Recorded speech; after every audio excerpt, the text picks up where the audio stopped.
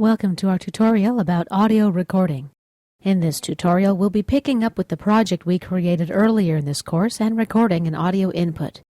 In our previous tutorial, we set up our inputs and outputs, we record-enabled the track, and enabled the monitor button so we could hear our levels. Now let's check our levels to make sure they're not too loud. That would be in the red on the input meter, or just too low. Generally, we want our levels to be as loud as possible from the source input without going into the red on the meter, so check the loudest part of your piece. The audio channel slider here doesn't measure your input. That's a measurement of the output. In order to check your input level accurately, you need to check the input channel in the mixer.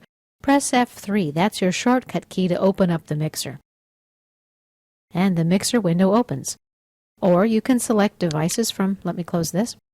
You can select Devices and Mixer. Currently, I've got my mixer window set up to show my input for this track and the output. There's many ways to manipulate the view of the mixer. We're going to be learning about this later in this course. Let's reorganize my panels and windows a bit so they fit better into the tutorial screen here. I was going to record a bass track on this piece, but I've changed my mind. I'm going to do some strings instead. I need to record them in stereo, so I replaced the mono bass track with a stereo track and assigned the stereo input bus. Let me make a note in the notepad for this track so I don't forget which instrument bank I used for the strings.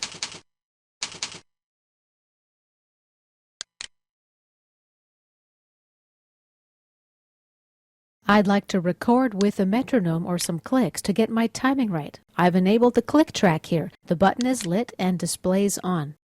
I've also enabled 2 bars of pre-count clicking. That's this button here.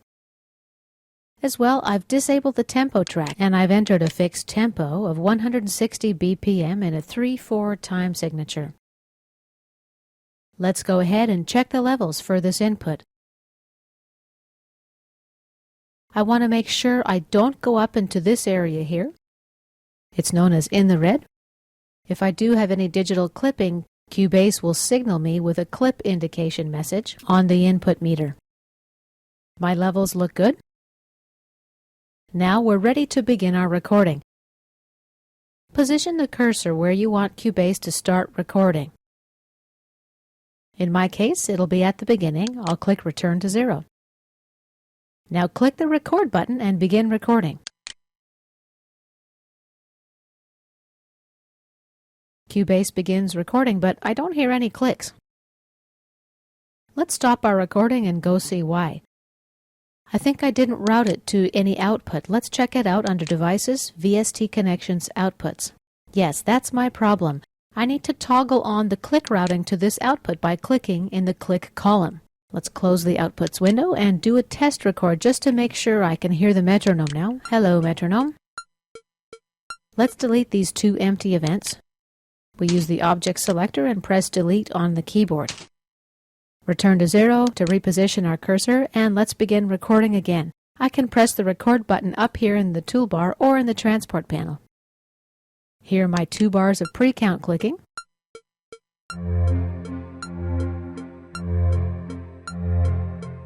I'm laying down some pa-pas.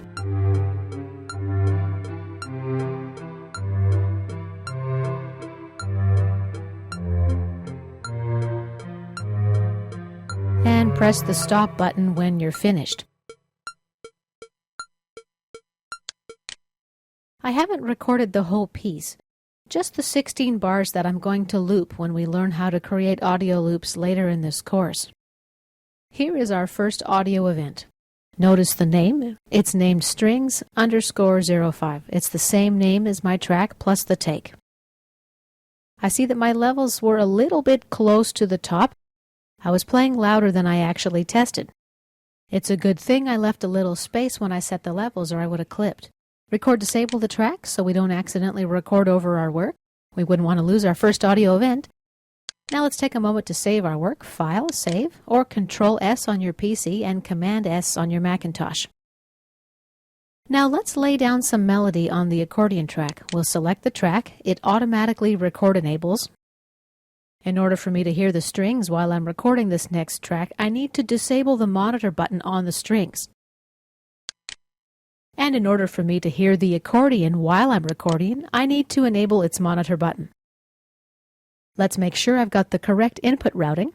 I'm using a mic input for this, not the stereo in that I used for the strings. And actually I'm using the musette setting on the squeeze box, so let me change the name of the track. That'll help me remember when I pick this up later. I've adjusted the view in my mixer window so that I show the microphone input. Now let's do a level check. Okay, that's definitely too low. I need to get closer to the mic, adjust the mic settings, or boost the preamp signal before it's routed into Cubase. If I double-click on the peak level display, I'll refresh it. This lets me see at a glance what my decibel level top input is on this signal.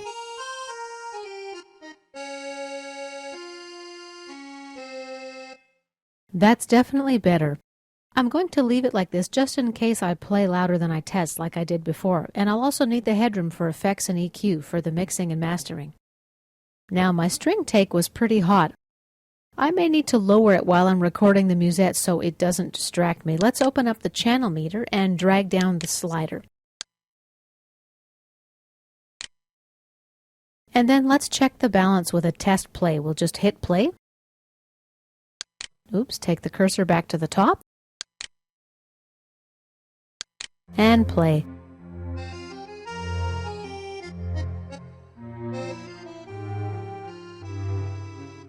Okay, that'll do. Now let's select the musette track again. Make sure it's record enabled. Ready to go. Return the cursor to 0. Press the record button. By the way, I don't want to hear the metronome now. I just want my pre-clicks, so I toggled the click button off on the transport panel, but I did leave my pre-clicks on. Here they are. And we're recording the musette.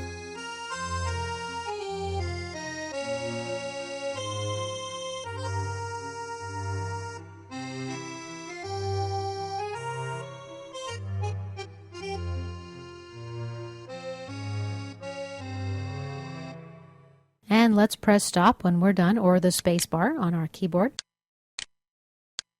And here is our second audio event recorded in mono format. Notice the name, musette_02. Let's record disable the track and save our work. And this concludes our tutorial on recording audio. In our next tutorial, we'll learn how to play back audio that we've recorded.